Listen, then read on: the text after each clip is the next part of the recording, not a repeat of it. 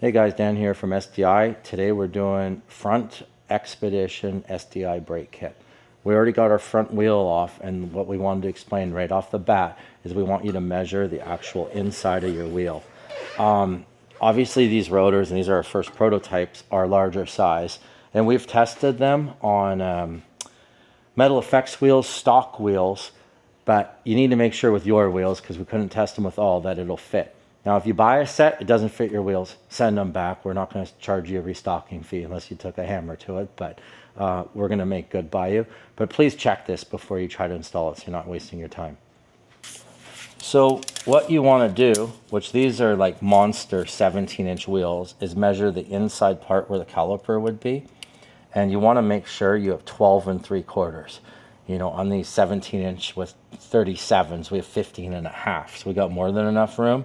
But you want to make sure your caliper is going to clear this inside area because the rotors are quite a bit bigger.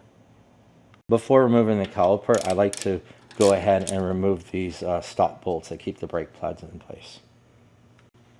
Go ahead and loosen the 2 bolts that hold the caliper bracket on and remove the whole caliper. Now that the bracket's removed, go ahead and remove the obviously yours would be stock, this is our prototype one. Go ahead and remove that. Just go ahead and remove your pads. I like to just swing them out like that. Go ahead and pull off your stock bracket. So it's time to remove the stock caliper. You probably noticed that they have this guard. It's like a mud guard for debris. We just don't run them on our rotors because everything's so oversized and big. We didn't want it.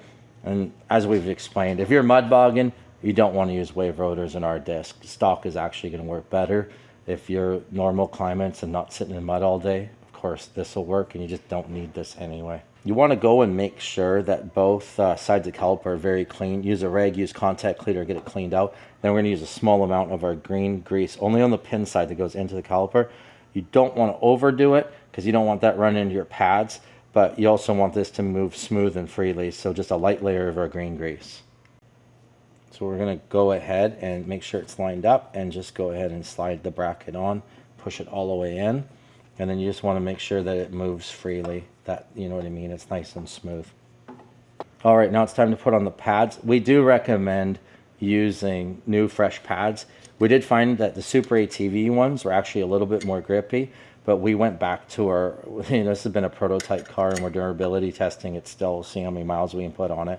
So go ahead. I like to fit one side on, swing it over, and get the other side lined up. And then that way, it's just easy. Obviously, make sure your pad material is facing the inside so it's hitting the rotor. Now we'll go put the screws in. Now that the pads are in place, we need to put the brake stop. And you want to also blue Loctite these. These do not need to be over tightened.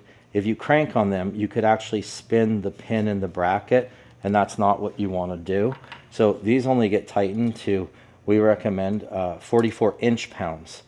Obviously the main caliper is 44 foot-pounds. Only do these to 44 inch-pounds. So basically tighten that guy up. And then we're going to go ahead and just torque it. That's all it needs. Okay, we're putting the rotor on. You got to make sure the front one, it's more deep than the rear. Make sure you put left on the left-hand side. We're going to go ahead, line that baby up. And get it all the way on and seated. And just so everything lines up when you're setting the brake, I recommend just going ahead and just putting a couple lug nuts on it and just snugging them up a bit. It doesn't have to be tight, but just get it so that everything's seated. So that way when you're setting the brake, everything's in the right spot. Now that you got those tight, you can go ahead and slide onto the caliper. You know, obviously this is easier. Pads are pretty wore out. With the new ones, it might be tight. You got to make sure that your pistons are pressed all the way in. And what's really important is make sure you blue Loctite the brake caliper bolts that go into the bracket. You want to make sure you always Loctite those.